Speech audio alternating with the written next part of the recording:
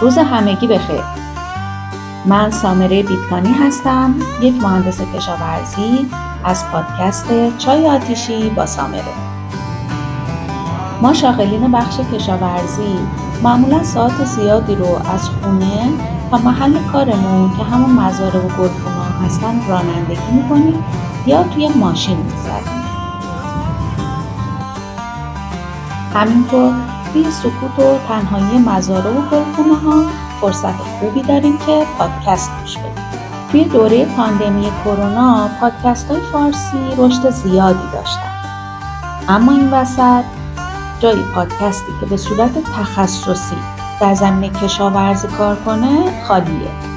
این بود که من کتری سیاه و دود گرفتم رو برداشتم و رفتم کنار یه مزرعه تا یه آتیش کوچیک درست کنم و میزبان شما باشم در پادکست چای آتیشی با سامره. جایی که با یه چای آتیشی داغ و خوش عطر ازتون پذیرایی میکنم و بعد هم راجع به مسائل فنی کشت و کارهامون گپ و گفت میکنم. پادکست من رو میتونید از کست باکس بشنوید. چشم به راهتون هستم.